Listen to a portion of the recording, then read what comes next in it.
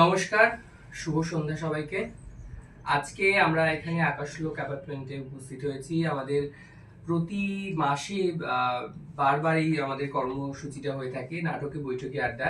আজকে আমাদের এই নাটকে বৈঠকে আড্ডার 81তম অধিবেশন। আর আজকে আমাদের বিষয় হচ্ছে নাটক পাঠ ও অভিনয়। আজকে মোট 2টি নাটক পাঠ হবে। চারটে আজকে মোট 4টি নাটক পাঠ হবে। 2টি নাটক পাঠ করবে নৈহাটি রঙ্গসেনার সভাপতি শ্রী ধ্রুপদ ঘোষ এবং আরো 2টি নাটক পাঠ করবে উৎসব সমিতির কোষাধ্যক্ষ শ্রী অনুপ মণ্ডল। তো প্রথমে আমি আমাদের নৈহাটি রঙ্গসেনার যে সভাপতি ধ্রুপদ ঘোষকে ডেকে নেব নাটক পাঠ করার জন্য। আজকে বাচ্চাদের জন্য যে নাটকটা করব, বিশেষ করে আমাদের বাচ্চাদের জন্য, সেটা ব্রহ্মদেশ মানে মায়ানমারের একটি লোক নাটকেরই একটা অংশ, মানে বাংলায় রূপান্তর। নাটকের নাম চালের পিঠে। চলে যান ওদের ওখানে বসে পড়ুন।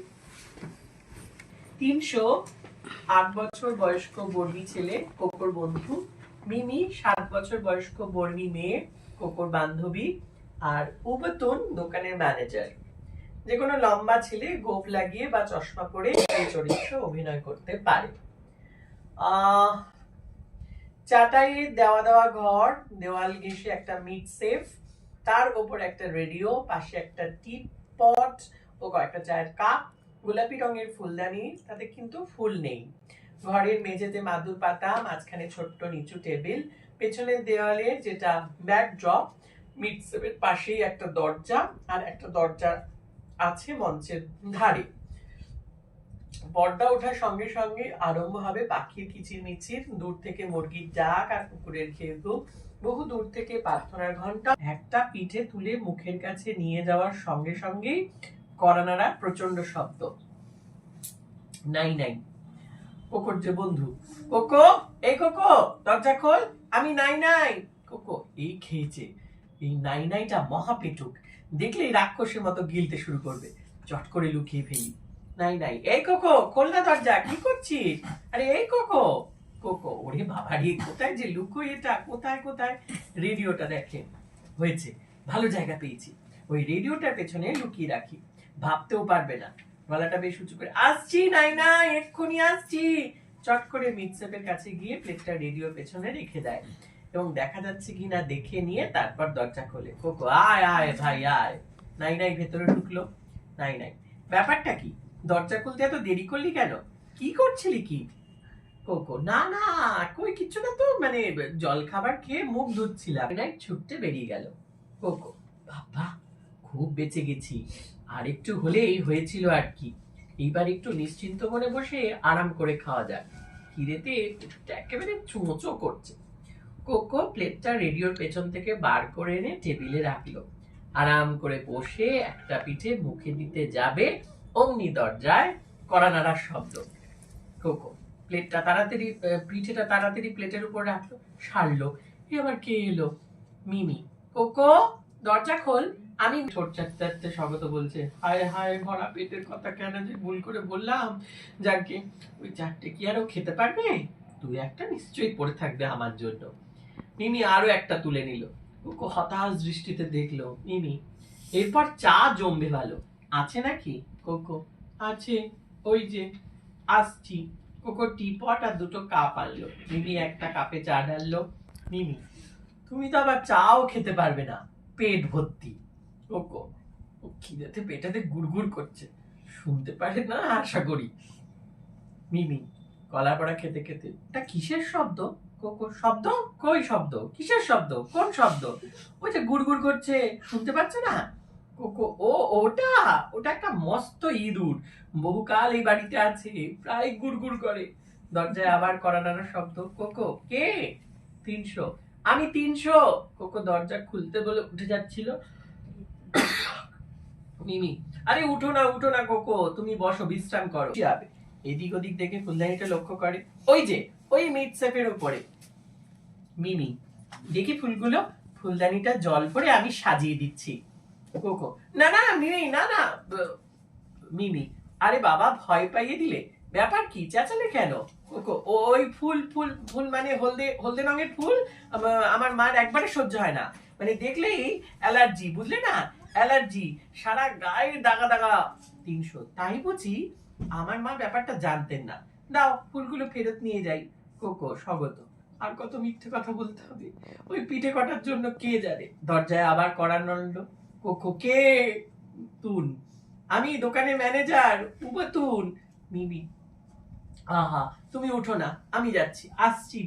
কিছুক্ষণ পর কেরানি, সে চলে গেছে, তাকে আর পাওয়া গেল না। দুপুরি ভীষণ দায় দেখছি। তুম্বুরা হস্তে এক ব্যক্তির প্রবেশ। দুপুরি, কি চাও? তুম্বুরা, আপনার মতো এমন রসজ্ঞ কে আছে বলুন? গানের উন্নতির জন্য আপনি কি না করেছেন, আপনাকে গান শোনাবো। তৎক্ষণাৎ তুম্বুরা গান ছাড়িল। জয় জয় দুকরি দত্ত, ভুবনে অনুপম মহত্ব, ইত্যাদি ইত্যাদি। দুকরি, আরে কি সর্বনাশ, থাম থাম থাম দেখছি। দ্বিতীয় ব্যক্তি, ও গানের কি জানে মশাই? আমার গান শুনুন। দুকরি দত্ত, তুমি ধন্য, তব মহিমা কে জানিবে অন্য। তুই করি দূর দূর হ। দুকরি কানে আঙুল দিয়ে, আরে গেলুম গেলুম। বাদক, আরে মশাই সঙ্গত নেই, গান সে কি হয়, সে কি আর গান। দ্বিতীয় বাদক, ও বেটা সঙ্গতের কি জানে, ও তো বায়াই ধরতে জানে না। প্রথম গান, তুই বেটা থাম, দেশের মঙ্গল শুনুন মশাই, আমার কথা শুনুন, ইত্যাদি। দুকরি সকাতরে কেরানির প্রতি, আমি আমি শেষমেশ মামার বাড়ি চললুম, কিছুকাল সেখানে গিয়ে থাকবো, কাউকে কাউকে আমার ঠিকানা ভুল করেও বলো না। গৃহমধ্যে সমস্ত দিন গায়ক বাদকদের কুরুক্ষেত্র যুদ্ধ, বিবাদ মিটাইয়া গিয়া সন্ধ্যাকালে আহত হইয়া কেরানির পথে। পাঠ শেষ হলো চালের পিঠে। এরপর অনুপদা পাঠ করবে। অনুপদাকে এবার ডেকে নেবো অনুপদা নাটক পাঠ করার জন্য।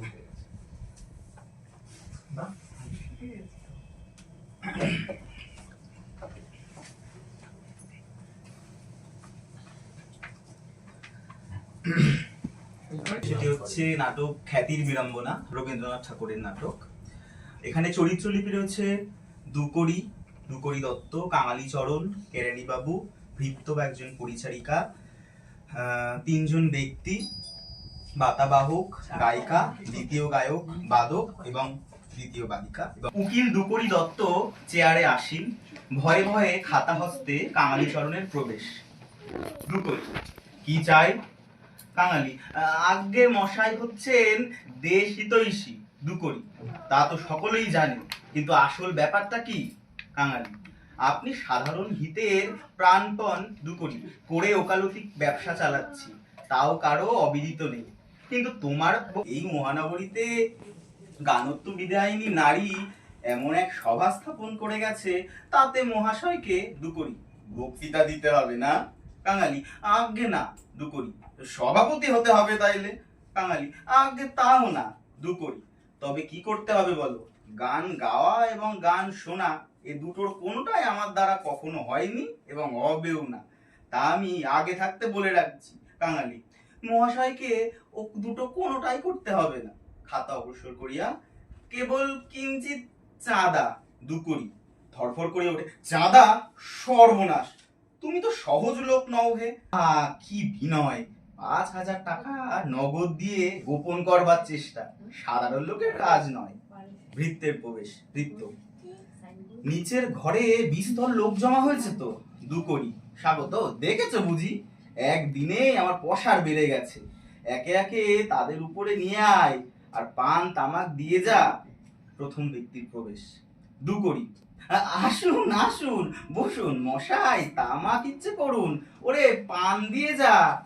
হ্যাঁ, আমি কিছুই বুঝতে পারছি না। প্রথম ব্যক্তি, আমি বলছি, দেশের টাকা বিদেশে চালানো হচ্ছে। দুকরি, দুঃখের বিষয়। প্রথম ব্যক্তি, তাই একটা সভা। দুকরি, সভা? প্রথম ব্যক্তি, এই এই দেখুন না খাতা। দুকরি, খাতা? প্রথম ব্যক্তি, কিঞ্চিত চাঁদা। দুকরি ফের চৌকি থেকে লাফিয়ে ওঠে, চাঁদা? বেরো বেরো বলছি এক্ষুনি। তার চাঁদা আদায়। দুকরি, চাঁদা? ওঠো ওঠো বলছি, বেরো বেরো, প্রাণের মায়া থাকে তো এক্ষুনি বেরো। তৃতীয় ব্যক্তির প্রবেশ। দুকরি, দেখো বাপু, আমার দেশ হিতৈষিতা, বদানতা, বিনয় এ সমস্ত শেষ হয়ে গেছে। তারপর থেকে আরম্ভ করো। তৃতীয় ব্যক্তি, আপনার সার্বভৌমিকতা, সার্বজনীনতা, উদারতা দুকরি ওবু ভালো, এ কিছু নতুন ঠেকছে বটে, কিন্তু মশাই ওগুলোও থাক, ভাষার কথা আরম্ভ করুন। তৃতীয় ব্যক্তি, আমাদের একটা লাইব্রেরি দুকরি। লাইব্রেরি? সভা নয় তো? তৃতীয় ব্যক্তি, আগে না না, সভা নয় দুকরি। বাঁচা গেল, লাইব্রেরি অতি উত্তম। রঙ্গসেনা সভাপতি শ্রী ধ্রুপদ ঘোষের দ্বিতীয় নাটক পাঠ শুরু হচ্ছে। দ্বিতীয় নাটক পাঠ, এটা একটা বাচ্চাদের নাটক, এটা ইরানের একটা নাটক। যখনকার যা বেহরোজ গরিবপুর।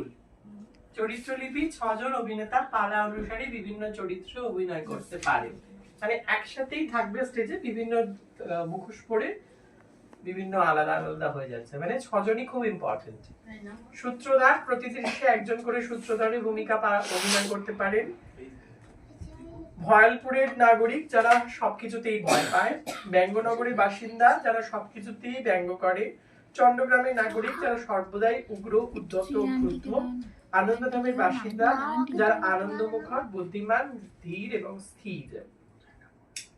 সাধারণ পোশাকে অভিনেতারা মঞ্চে প্রবেশ করবে, একসঙ্গে গান গাইবে। আজ অবদেশের গল্প কিছু শোনাই শোনো, প্রতিবেশী হলে কি হয় মিল তাহাদের নেই কোনো, শোনাই শোনো। সূত্রধর, 6 জনের মধ্যে যে কোনো একজনকে কয়েক পা এগিয়ে এসে দেশগুলোর নাম আগে বলি। ভয়ালপুর, ব্যঙ্গনগর, চন্দ্রগ্রাম, আনন্দধাম। হাসতে হাসতে গায়ে ফিরে আসবো।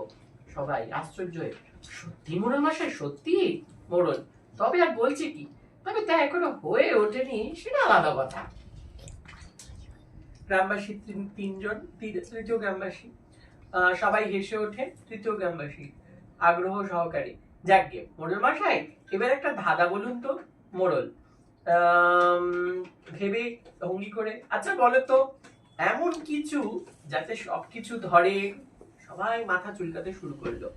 গ্রামবাসী 4 বললো, হাড়ি মোড়ল মশাই, হাড়ি। মোড়ল না খুলে দর্শকের দিকে এগিয়ে এসে, বুঝতেই পারছে যেমনি গা তেমনি তার মোড়ল। দার্শনিকই বলুন আর যাই বলুন, মোড়ল মশাই ধাঁধার উত্তর আয়না মোটেই নয়। উত্তর হলো কলম। কালি, কলম, কাগজ এসব তো আর কিছুই জানে না, তাই কলমের মর্মও বোঝে না। এরা বোঝেই না যে কলমে সবই ধরা যায়, এমনকি ওই গ্রামবাসী আর এই মোড়লকেও। কেন মোড়ল মশাই, কেন রাগ করেছে? মোড়ল, কেন? তাই তো, কেন ঠিক বুঝতে পারছি না। শব্দ ক্রমেই বেড়ে উঠলো। গ্রামবাসীরা ভয়ে আরো তথস্থ হয়ে কাছাকাছি সরে মোড়ল মশাইরা জানে না সেই কথা আওড়াতে লাগলো। হঠাৎ ওদের দৃষ্টি গেল দূর পাহাড়ের দিকে। সবাই, শব্দটা আসছে ওই পাহাড় থেকে। মোড়ল, কোথা থেকে? সবাই, ওই পাহাড় থেকে, আমার একটু ভাবতে দাও। ওরা আপোষে গুঞ্জন শুরু করলো, আমি কি করি ইত্যাদি কথা। মোড়ল মশাই উত্তপ্ত হয়ে চিৎকার করলেন, চুপ! সঙ্গে সঙ্গে সবাই চুপ। মোড়ল তখন উঠে পায়চারি করতে শুরু করলেন। মোড়ল, হয়েছে ভেবে নিয়েছি, আমরা ওকে জাগিয়ে দেব। গ্রামবাসী 3 আর 4, কি করে মোড়ল মশাই? নিয়ে এসো, হাতের কাছে যা কিছু পাবে, থালা, বাটি, টিন, ক্যানেস্টার, হাড়ি, খাতা, খুন্তি, যা পাবে। মোড়ল সবাই ছাড়া সবাই ছুটে গিয়ে নানা রকম জিনিস নিয়ে এলো। এবার নির্ধারিত মুখোশ আর পোশাক পরে প্রবেশ করলো ব্যঙ্গনগরের বাসিন্দা। 1 জন 2 জন করে এদিক ওদিক বসে বিভিন্ন জায়গায়। সবাই কিছু না কিছু কাজের মুখ অভিনয় করে, তবে বেশিরভাগই এর ওর পেছনে লাগছে, হাসাহাসি করছে। 2 জন ঢুকলো, কোনো কাজে ব্যস্ত মানুষের মাথায় জল ঢালার ভঙ্গি করে। এইসব নানান হাসাহাসির মধ্যে ভয়ালপুরের টিন পেটানোর শব্দ ভেসে আসতেই সব হাসি ঠাট্টা থেমে গেল। গ্রামবাসী 1 বাসিন্দা নানান রকম মারধরের মুখ অভিনয় করতে থাকে। এসে একে ওকে তাড়া করে। দাঁড়ালো 1 লাইন করে, হাতে ঢাল তরোয়াল। বাইরের দিকে হুকুম শোনা গেল, ফট! সঙ্গে সঙ্গে সারিবন্দি গ্রামবাসীরা, এবং সঙ্গে সঙ্গে অন্য শব্দ শোনা গেল। সূত্রধার মঞ্চের 1 কোণে গিয়ে নির্ধারিত মুখোশ পরে গেল আনন্দধামের গ্রামবাসী। যারা পণ্ডিত গোসাইকে নিয়ে প্রবেশ করলো তাদের, এই যে এইখানে শুয়ে দিন। গ্রামবাসী 2, একটা পরে আমার মাথায় লেগেছিল, বোধহয় পাথর। গ্রামবাসী 4, হ্যাঁ পণ্ডিত মশাই, পাথর, আমি দেখেছি, কাছেই ছিলাম। গ্রামবাসী 2, পাথর? গ্রামবাসী 5, এই যে কাপড়, জ্ঞান ফিরেছে? কি দমদম পাথর পড়ছে ওই চন্দ্রগ্রাম থেকে, সবাই চন্দ্রগ্রাম থেকে গ্রামবাসী 5, হ্যাঁ ওরাই ফেলছে, আমরাও ছুড়বার ব্যবস্থা করছি, ওদের উচিত শিক্ষা দেওয়া দরকার। পণ্ডিত না না না, কখনো নয়। গ্রামবাসী 5, বা নয় কেন, ওরা তো বেধড়ক ছুটছে। পণ্ডিত হাতের উপর ভর দিয়ে একটু উঁচু হয়ে, ধৈর্য ধরো ধৈর্য। তখন চন্দ্রগ্রামে 3 জন পাথর ছোড়ার মুখ অভিনয় করছে, হাট হাট পাট চিৎকার করতে করতে মঞ্চে প্রবেশ করছে। 3 জন আনন্দধামবাসী দর্শকের উদ্দেশ্যে। চন্দ্রগ্রামের বহু লোক আহত হয়েছে এবং দেখা গেছে ওরা অগ্নিশর্মা হয়ে আছে। এবার ওদের প্রশ্ন করা যাক, আপনারা এত উত্তেজিত কেন? ঠিক কি হয়েছিল বলুন তো? চন্দ্রগ্রামের অধিনায়ক, একটা শব্দ শোনা গেল, বোঝা গেল ব্যঙ্গনগরের অধিবাসীরা ঢাকঢোল বাজাচ্ছে, সেটা তো যুদ্ধের ডাক। উচিত শিক্ষা দিয়ে ওই রণবাদ্যি বন্ধ করার জন্য আমরা পাথর ছুটতে আরম্ভ করলাম, তখন ওরাও করলো। 3 জন আনন্দভাসী, ওরা কি ওই ঢাকঢোল বাজিয়ে সত্যিই যুদ্ধ ঘোষণা করেছিল?